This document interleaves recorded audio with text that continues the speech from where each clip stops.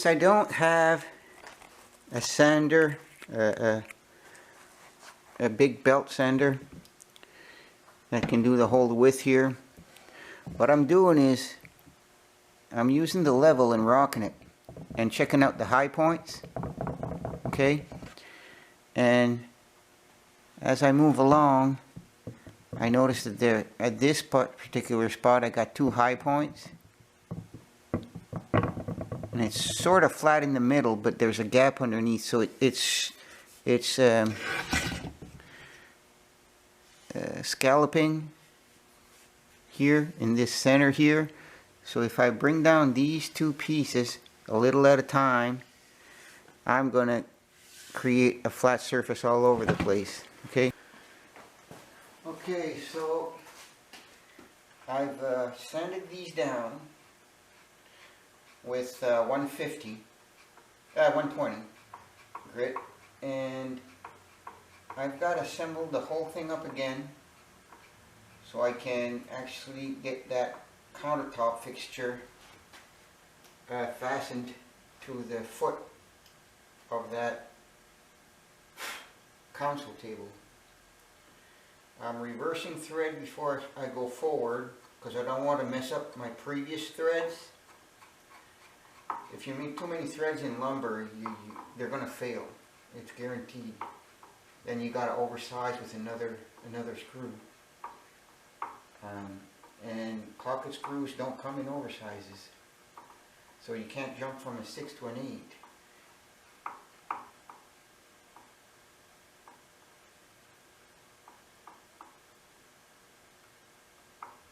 And I'm trying to be careful not to over tighten or rip out the threads, right, that are already there.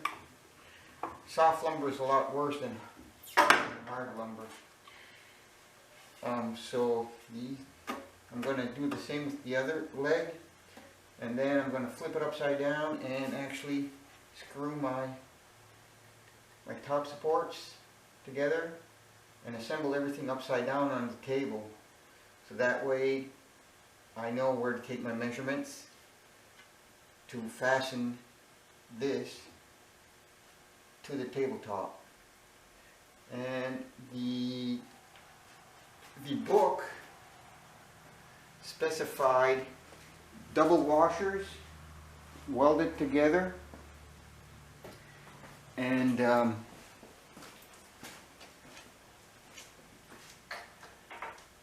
all I could get were these. Okay, so I'll have to make do with these. Okay, so this is partial assembly.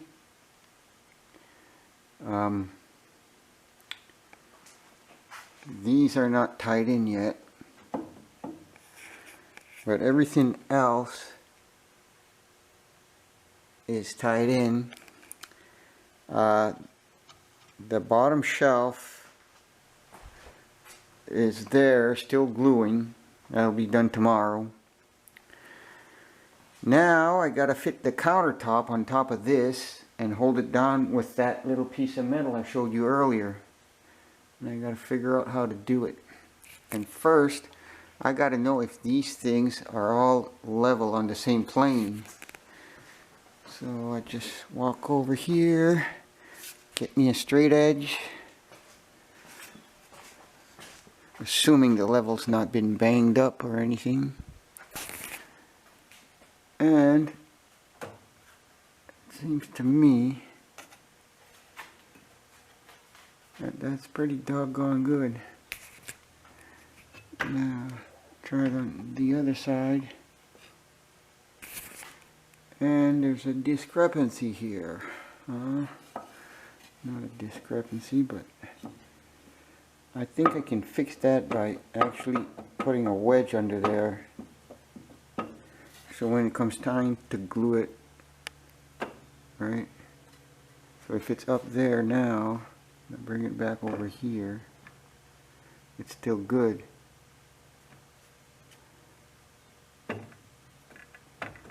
So I'm going to have to put a wedge on the other side there. Okay, so there's the countertop on top of that. And now, if I'm going to fasten this, it's going to be like this. Half of it's going to be in there. And really I only need 4. But I'm going to recess it. I'm going to recess it in there. And I'm going to do it maybe with the saw. I would have tried the router, but I'm afraid to mess things up. So I'm going to go with 3/4. I try this. And I put the screw through it. And I look underneath here. I should be good with that.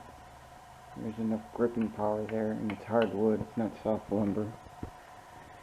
But what I don't like is it's not really countersunk all the way in.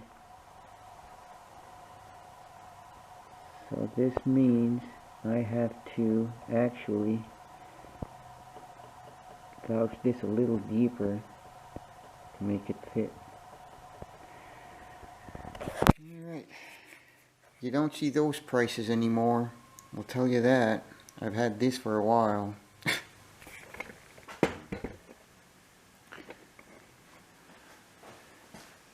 So I'm going to turn on the lights so you have a better vision of what's going on.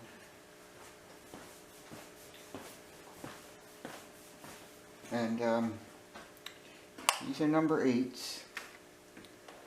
And if I measure the depth of the thread, I have 7/64. So I'm going to drill a hole 7/64 deep enough to accommodate 3/4 of an inch. I've recessed these pieces with the miter saw, and now I'm going to do this. So it's 1 inch.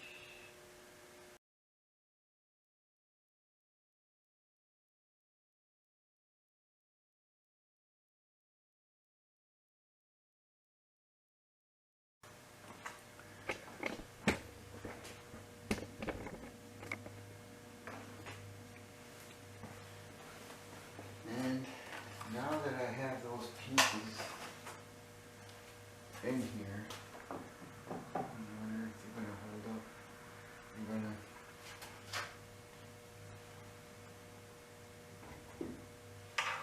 flip this over.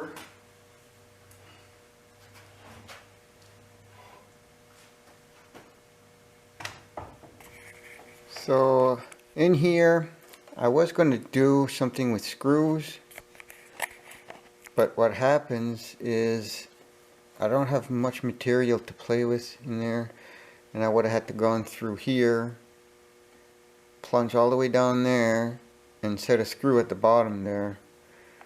I think this will be much stronger, and I took doubles for the middle.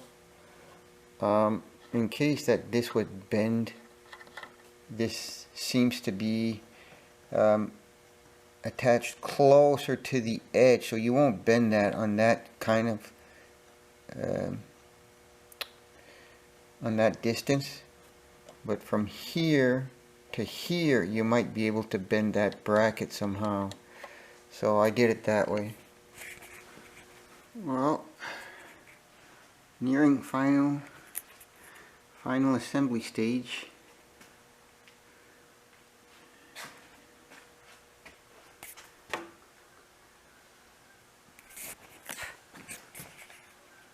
And that's how it's fastened.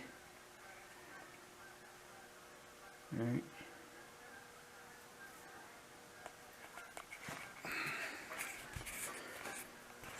So next, put that bottom shelf in, final sanding and then staining, and then 3 coats of urethane, polyurethane.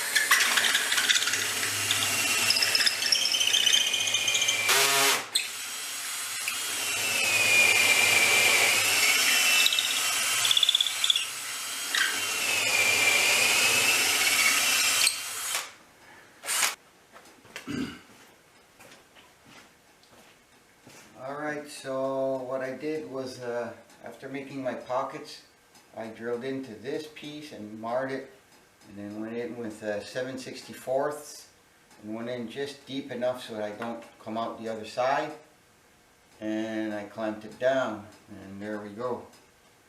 That is the bottom of the table. I'm going to flip it over to see, to make sure and measure. This is getting heavy. It's all hard lumber. It must weigh at least close to 50 pounds.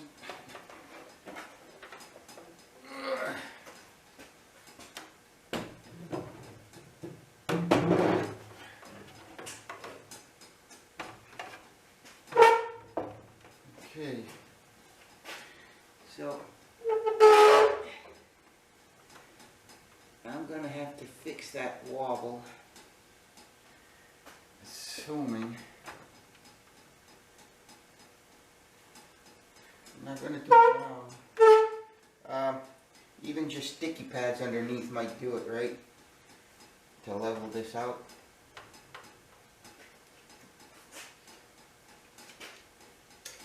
Now let's see what I got here. Got 8 inches.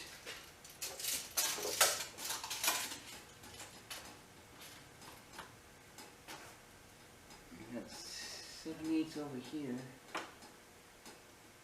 No, not 7/8. 15/16. Close to 15/16. That is 7, right?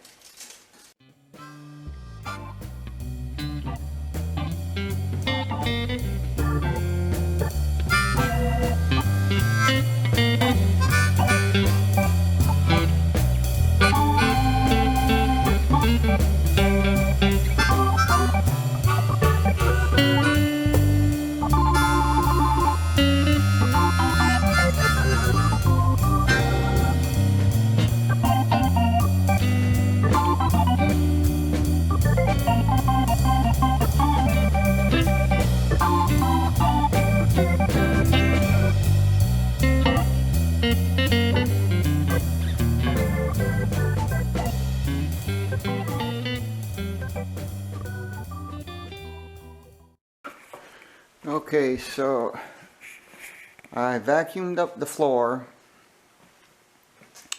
and covered some of the machinery up so I wouldn't get paint on them, or stain I should say, and urethane. But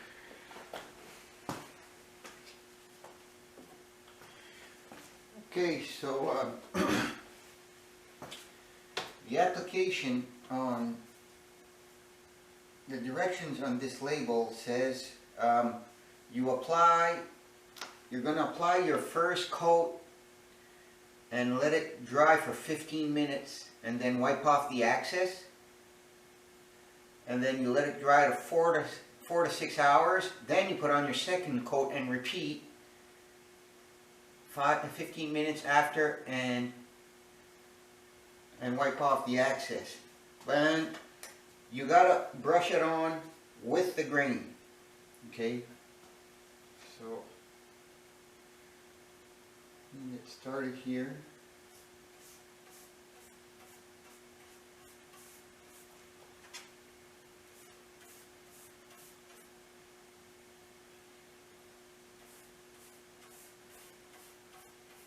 This is going to transform pretty quickly.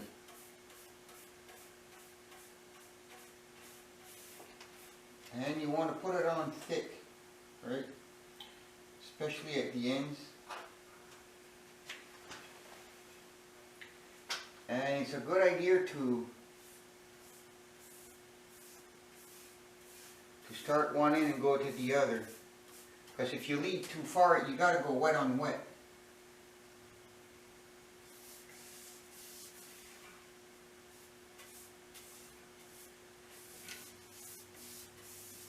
And you want to brush into it. Right? Always overlap.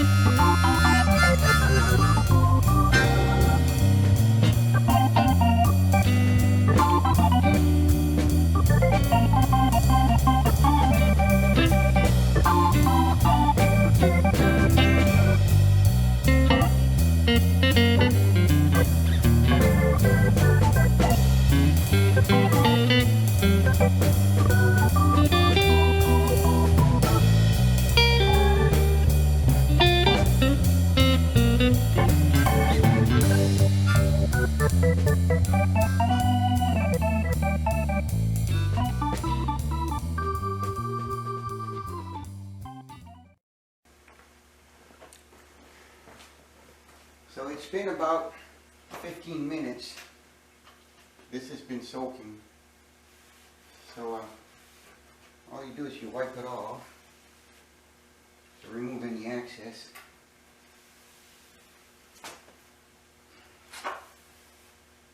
Right? So you want it to spread out evenly.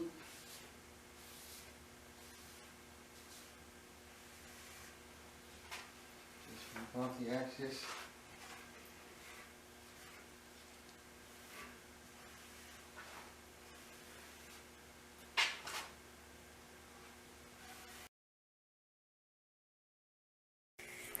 Well, this has been drying for a day,